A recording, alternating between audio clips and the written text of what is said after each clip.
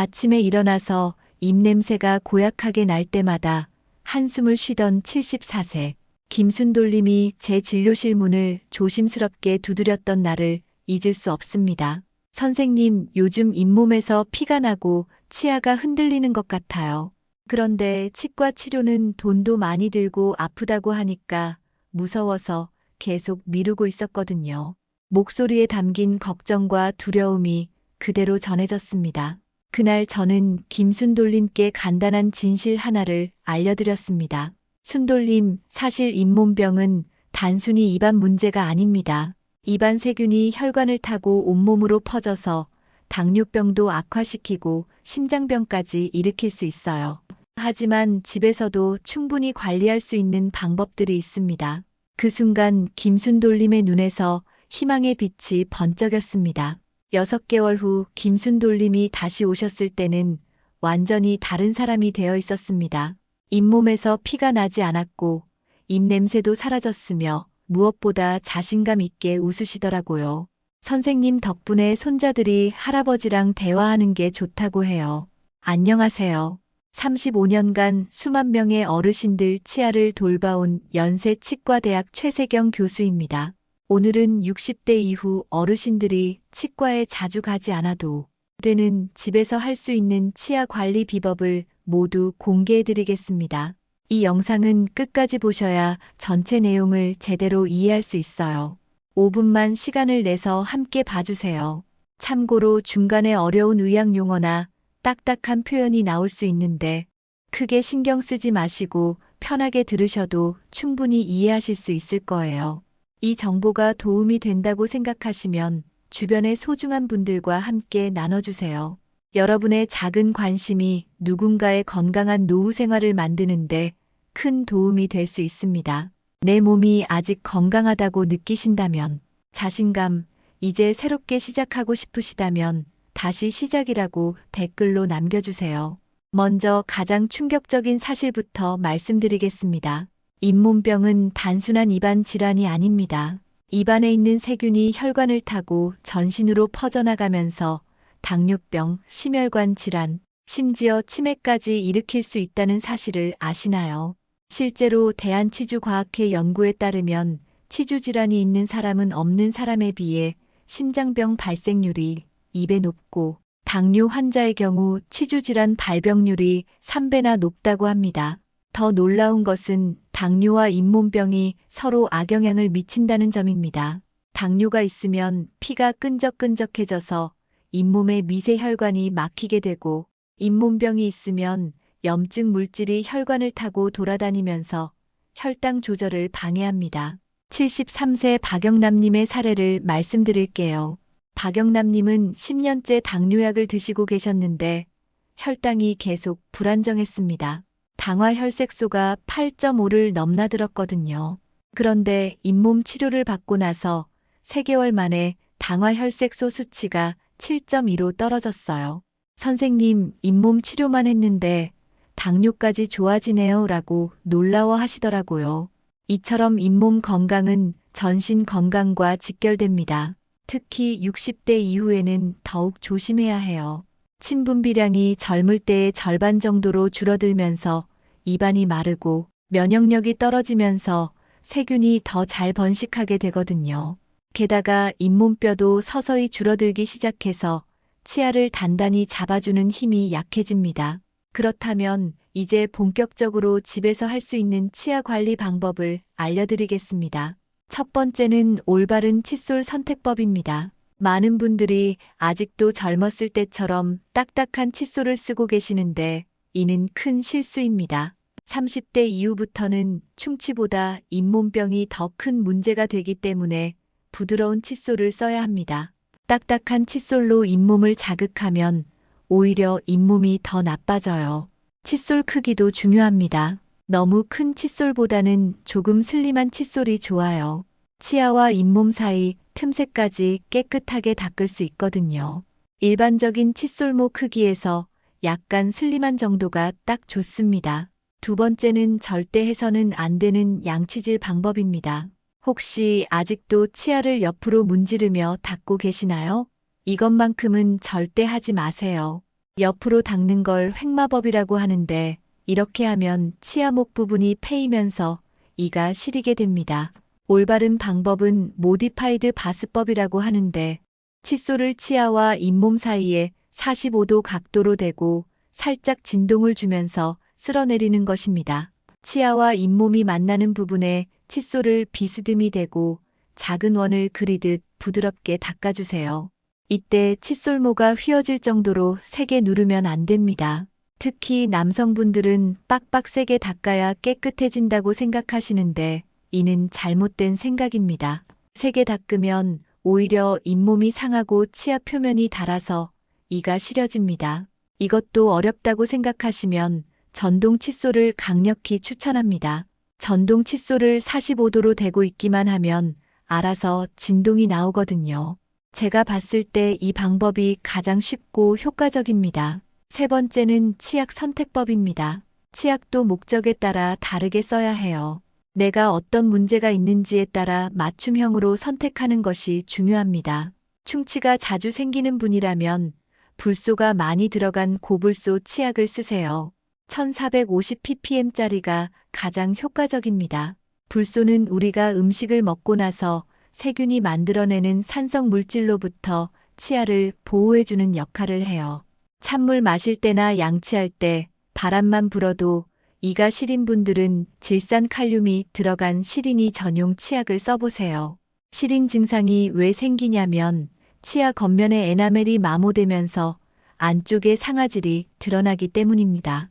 상아질에는 미세한 구멍들이 있는데 여기로 차가운 자극이 들어가면 신경을 자극해서 시린 거예요. 질산칼륨은 이런 구멍들을 막아주는 역할을 합니다. 잇몸병이 자주 생기시는 분들은 CPC 성분이 들어간 잇몸 치료 전용 치약을 써보세요. CPC는 염화세틸피리디듐의 줄임말인데 세균을 효과적으로 줄여주는 성분이에요. 치약 뒷면에 염화세틸피리디듐 또는 CPC라고 적혀 있으면 그게 바로 CPC입니다.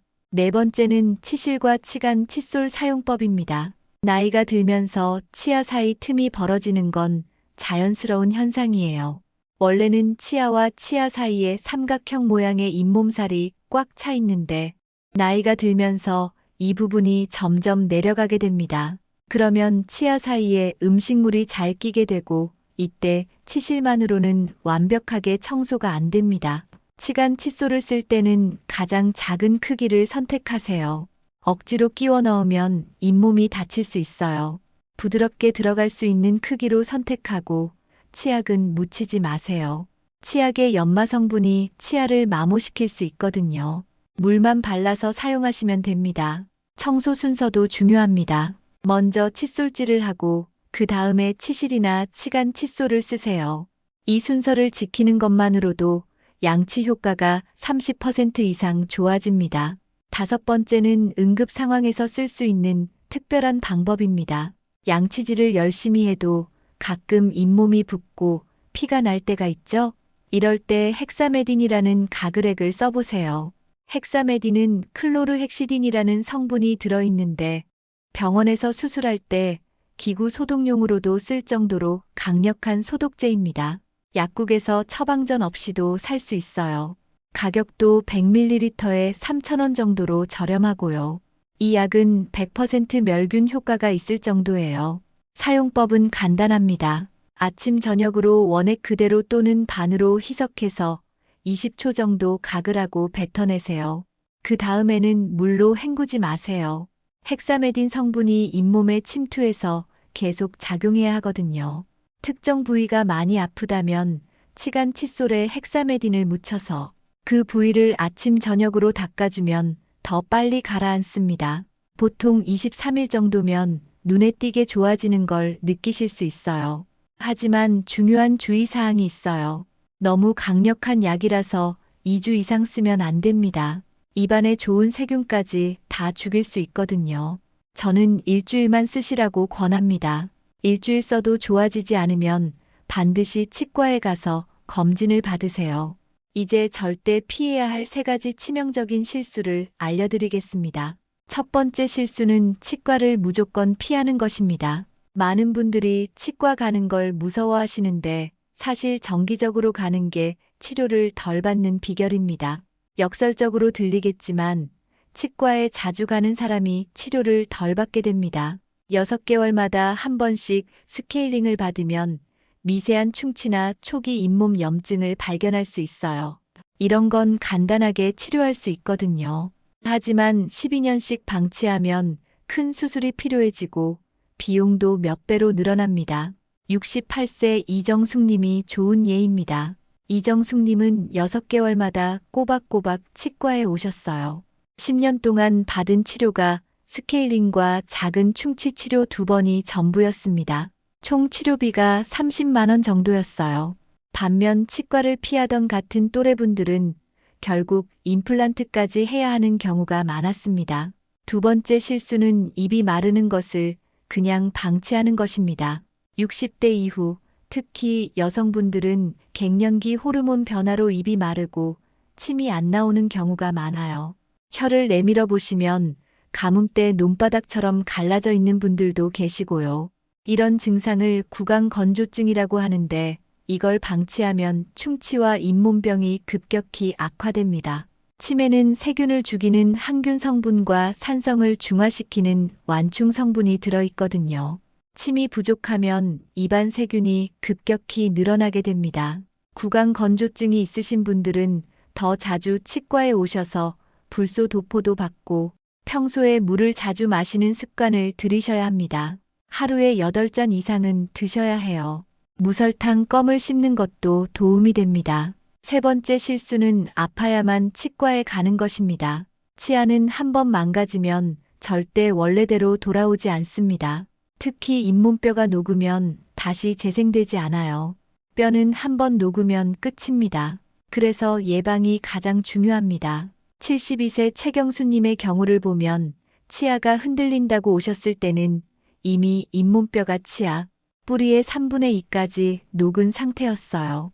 만약 1년 전에 오셨다면 간단한 치료로 해결됐을 텐데 결국 발치를 해야 했습니다. 아, 진작 올 걸 그랬네요 라고 후회하시더라고요. 치과에서는 아프지 않게 오는 곳이라고 생각하세요. 치아 건강의 골든타임을 놓치지 마세요. 증상이 없어도 정기적으로 검진을 받는 것이 가장 중요합니다. 앞서 말씀드린 김순돌님은 제가 알려드린 방법대로 6개월간 실천하셨습니다. 부드러운 칫솔로 바스법 양치질을 하고 치간 칫솔도 매일 사용하셨어요. 잇몸이 부을 때마다 헥사메딘으로 각을 하고 3개월마다 치과에서 검진을 받으셨습니다. 결과는 놀라웠습니다. 첫 달에는 잇몸에서 나던 피가 줄어들기 시작했고 3개월 후에는 완전히 멈췄어요. 6개월 만에 흔들리던 치아도 단단해졌습니다. 무엇보다 입냄새가 완전히 사라져서 손자들이 할아버지 입에서 좋은 냄새 난다고 말할 정도가 되었습니다. 김순돌님은 이렇게 말씀하시더라고요. 선생님, 이제 알겠어요. 치과를 무서워할 게 아니라 치아를 잃을까봐 더 무서워해야 한다는 걸 말이에요. 이제는 치과가 친숙한 곳이 됐어요. 76세 정인수님도 마찬가지입니다. 정인수님은 당뇨가 있으셔서 혈당 관리가 어려우셨는데 잇몸 관리를 철저히 하신 후 당화혈색소가 8.9에서 6.8로 2포인트나 떨어졌어요. 담당 내과 선생님도 도대체 뭔가 특별한 걸 하셨나요? 이렇게 좋아진 환자는 처음 봅니다라고 물어보실 정도였다고 하시더라고요. 정인수님은 특히 헥사메딘의 효과를 크게 보셨어요. 처음에는 맛이 좀 이상해서 물로 헹구고 싶었는데 선생님 말씀대로 참고 했더니 정말 효과가 좋더라고요. 이제는 이상한 맛에도 익숙해졌어요. 이분들의 공통점은 무엇일까요? 바로 꾸준함입니다. 한두 번 하고 마른 게 아니라 매일매일 꾸준히 실천하신 거예요. 그리고 완벽하게 하려고 하지 않았어요. 처음에는 하나씩 천천히 시작하셨거든요. 여러분도 오늘부터 시작해보세요. 완벽하게 하려고 하지 마시고 하나씩 천천히 습관으로 만들어 가세요. 첫 번째 주에는 올바른 양치질법만 연습하고, 2번째 주에는 치간 칫솔을 추가하고, 3번째 주에는 맞는 치약으로 바꿔보고, 이런 식으로 단계적으로 해나가시면 됩니다. 마지막으로 가장 중요한 말씀을 드리겠습니다. 치아 건강은 단순히 치아만의 문제가 아닙니다. 씹는 능력이 떨어지면 영양 섭취가 불균형해지고 이는 근육량 감소와 인지, 기능 저하로 이어집니다. 실제로 서울대학교 연구에 따르면 치아를 많이 잃은 노인분들일수록 치매 위험이 1.5배 높다고 합니다. 씹는 행위 자체가 뇌를 자극해서 뇌연류를 증가시키고 인지 기능을 유지하는 데 도움이 된다고 해요. 또한 잘 씹지 못하면 부드러운 음식 위주로 먹게 되는데 그러면 단백질 섭취가 부족해져서 근육량이 줄어들고 결국 거동이 불편해집니다. 반대로 건강한 치아를 오래 유지하신 분들은 80세가 넘어서도 젊은 사람 못지않게 활기차게 생활하십니다. 좋아하는 음식을 맛있게 드시고 웃을 때도 자신감 있게 웃으시죠. 그리고 무엇보다 의료비 부담이 훨씬 적습니다. 여러분의 치아는 여러분의 삶의 질을 결정합니다. 오늘 알려드린 방법들을 실천해서 100세까지 건강한 치아로 맛있는 음식을 드시고 환하게 웃으며 사시길 바랍니다. 중요한 내용을 다시 한번 정리해 드릴게요. 첫째, 60대 이후에는 부드러운 칫솔을 사용하세요. 둘째, 45도 바스법으로 양치질하거나 전동 칫솔을 사용하세요. 셋째, 목적에 맞는 치약을 선택하세요. 충치가 잘 생기면 고불소 치약, 이가 시리면 질산칼륨 치약, 잇몸이 자주 나빠지면 CPC 치약을 선택하세요. 넷째, 치간 칫솔을 반드시 사용하세요. 가장 작은 크기로 선택하고 치약 없이 물만 묻혀서 사용하세요. 다섯째, 잇몸이 부을 때는 헥사메딘을 일주일간 사용하세요. 하루 2번, 원액으로 20초간 가글한 후 물로 헹구지 마세요. 여섯째, 6개월마다 정기 검진을 받으세요. 이 방법들을 꾸준히 실천하시면 분명히 놀라운 변화를 경험하실 겁니다. 치과 치료비도 절약하고 전신 건강도 좋아지고 무엇보다 자신감 있게 웃을 수 있게 되실 거예요. 특히 당뇨나 고혈압 같은 만성 질환을 앓고 계신 분들은 더욱 철저하게 관리하세요. 입안 건강이 곧 전신 건강이라는 걸 꼭 기억하시기 바랍니다. 염증이 있는 잇몸에서 나오는 독소들이 혈관을 타고 온몸을 돌아다니면서 여러 장기에 악영향을 미칩니다. 또한 약을 드시는 분들은 약물로 인한 구강 건조증에도 신경 쓰셔야 해요. 혈압약, 당뇨약, 우울증약 등 많은 약물들이 침 분비를 줄입니다. 이런 분들은 더욱 자주 물을 마시고 무설탕 껌을 씹어서 침 분비를 자극하세요. 그리고 틀니를 쓰시는 분들도 있으실 텐데요. 틀니도 헥사메딘으로 소독할 수 있어요. 틀니를 헥사메딘 용액에 하루 2번, 15분씩 담가두시면 됩니다. 틀니 전용 세정제보다 훨씬 효과적이에요. 마지막으로 한 가지 더 말씀드리고 싶은 건 가족들과 함께 실천하시라는 겁니다. 혼자 하면 작심삼일로 끝나기 쉬워요. 배우자나 자녀들과 함께 우리 가족 치아 건강 프로젝트를 해보세요. 서로 격려하고 체크해주면 훨씬 오래 지속할 수 있습니다. 78세 윤봉선 할머니는 73세 남편분과 함께 이 방법들을 실천하고 계세요. 할아버지하고 경쟁하듯 하니까 더 재미있어요. 누가 더 오래 헥사메딘 가글을 하는지, 누가 더 꼼꼼히 치간 칫솔을 쓰는지 보는 재미가 있어요 라고 말씀하시더라고요. 여러분, 건강한 노년의 비결은 복잡한 게 아닙니다. 매일 조금씩 꾸준히 관리하는 것뿐이에요. 오늘부터 실천해보세요. 3개월 후에는 분명히 달라진 여러분을 발견하실 겁니다. 오늘 영상이 도움이 되셨다면 구독과 좋아요를 눌러주세요. 그리고 알림 설정도 꼭 해주시고요. 주변에 도움이 필요한 분들이 계시다면 이 영상을 꼭 공유해주세요. 여러분의 작은 나눔이 누군가의 건강한 노후를 만들 수 있습니다. 다음 영상에서는 틀니와 임플란트 관리법, 그리고 치과 치료비를 절약하는 방법에 대해 자세히 알려드리겠습니다. 많은 관심 부탁드리고 여러분 모두 건강하세요. 감사합니다.